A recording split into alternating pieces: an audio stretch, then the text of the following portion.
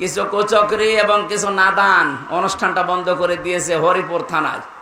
আগামী 18 তারিখে এই মাটিতে, হরিপুরের মাটিতে 18 তারিখ এবং 18 তারিখের পরেও কখনো আমির হামজা হরিপুরের মাটিতে প্রবেশ করতে পারবে না। আপনি বাধা দিয়ে নিজের কপালে আগুন লাগালেন। কিছু কুচক্রী এবং কিছু নাদান অনুষ্ঠানটা বন্ধ করে দিয়েছে হরিপুর থানায়। এরা জাতীয়তাবাদের দলের নাম নিয়েছে। আমি ওই লোকটাকে উপরে পৌঁছিয়ে দিয়েছি। আপনি আমারে ঢুকতে দিলেন না, আমার সাথে বিয়াদবি করেননি, আপনি বিয়াদবি করেছেন কোরআনের সাথে। সে যেই হোক, আমি তারেক জিয়া সাহেবের পিএস এর সাথে আর তার বন্ধু গিয়াসাল মামুনের সাথে 3 বছর এক জায়গায় ছিলাম। সেদিন যে ঘটনাটা হয়েছিল ওটা শুধু ওনার দোষ না, উনি এর আগেও মাসখানিক আগে আমার মাহফিলে প্রধান অতিথি ছিল। কোরআনের আয়াত পড়তে গিয়ে অর্থ পাল্টিয়ে ফেলেছে।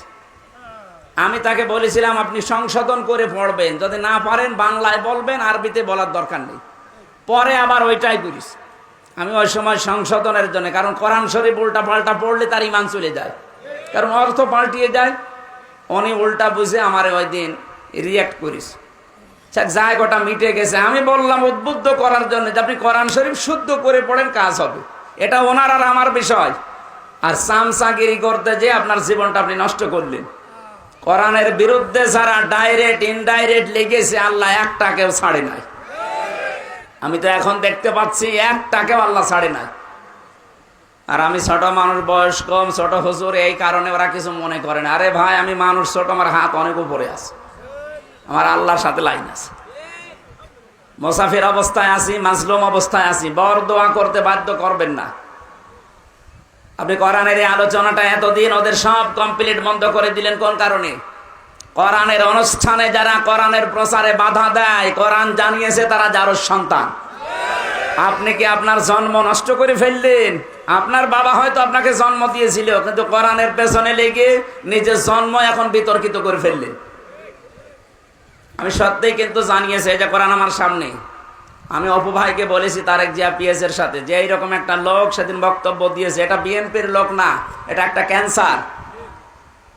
আমরা সবাই মজলুম ছিলাম ওই 14 দল বাদ দিয়ে। আমার ব্যক্তিগত কারণে না, কোরআনের কারণে আমি সংশোধনী দিয়েছিলাম। আপনি উল্টা দিকে নিয়ে গেলেন কোন কারণে? বলে আমার পাগল বলা হয়েছে। আপনি পাগলই, আপনি পাগল না তো কি বলেন তো? আপনি যদি জ্ঞানী মানুষ হতেন, আমি একজন আলেম, শুধু বাংলাদেশ না বিশ্বের বহু দেশে কোরআনের দাওয়াত নিয়ে যাচ্ছি, আপনি সম্মানার্থে ওই দিন থেকে লজ্জা করে আরো শিখে আমাকে জানাতে পারতেন। আপনি উল্টা পাল্টা পড়ে কোরআনের অর্থ পাল্টিয়ে ফেললেন, নিজের ইমানটা নষ্ট করে ফেললেন। কি পড়ে কলিল্লাহুম্মা লিল্লাহ, কি আন্দাজে বলে? আল্লাহর কোরআন শরীফকে আপনাকে ইয়ারকি মারার জন্য দিয়েছে। আপনি পড়তে পারেন না, পড়বেন না। আপনি বাংলা শিক্ষিত মানুষ, বাংলায় বলেন, ইংরেজিতে বলেন, ওইটাই সেই। আপনি আরবিতে পড়তে যে অক্ষর উচ্চারণ করতে পারেন না। শেষে আমি বসে আছি, আল্লাহ আমারে ধরবে না, যাই ও পড়তেছে, তুই ঠিক করে দিলি। আমি আমার বাঁচার জন্য করেছিলাম, আপনি উল্টা দিকে নিয়ে কোরআনের পেছনে লাগলেন যে উনি যেন আসতে না পারে। কি হবে আপনার ওখানে না গেলে? আমার আল্লাহর জমিন কি সংকীর্ণ নাকি? বলেন, এদেশ থেকে যদি কথা বলতে নাও দেয়, আজহারের মতো আজহারি এখন সারা বিশ্বে কোরআন ছড়াচ্ছে। জালেমরা মনে করেছিল ওরা দেশ থেকে তাড়িয়ে দিলে মনে হয় বন্ধ হয়ে যাবে। আমি কয়েকদিন আগে সিঙ্গাপুর, মালয়েশিয়া, থাইল্যান্ডে ছিলাম। বিভিন্ন দেশে এখন মানুষ তাকে নিয়ে যাচ্ছে কোরআনের কথাগুলো শোনার জন্য। এক দরজা বন্ধ হয়ে গেলে 1000 দরজা আল্লাহ খুলে দেবে। হরিপুর বাংলাদেশে একটা থানা, এরকম 630টা থানা আছে। একটা থানা বন্ধ হলে আরো 629টা থানা বাংলাদেশে বাকি আছে। আর এ দেশও যদি নষ্ট হয়ে যায়, এ দেশের পরিবর্তে এখনো 257টা দেশ আছে পৃথিবীতে। আর সব চাইতে বড় দেশ হচ্ছে বাংলাদেশ। এর চাইতে আমেরিকা 59 ডবল। এর পাচ্ছেন? এরকম বাংলাদেশ 59টা চূড়া দিলে যত বড় হয়, এক আমেরিকা একই এত বড়।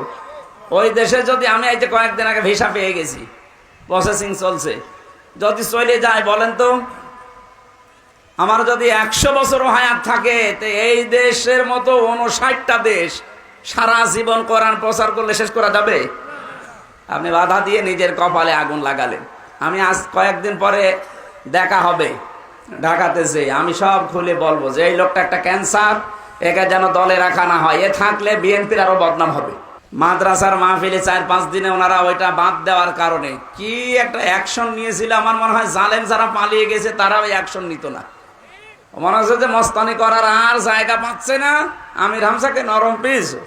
আমি তো মাজলুম মানুষ, এমনিতে জীবনটা শেষ করে দিয়েছে জালেমরা, আবার আপনি যন্ত্রণা দিলেন।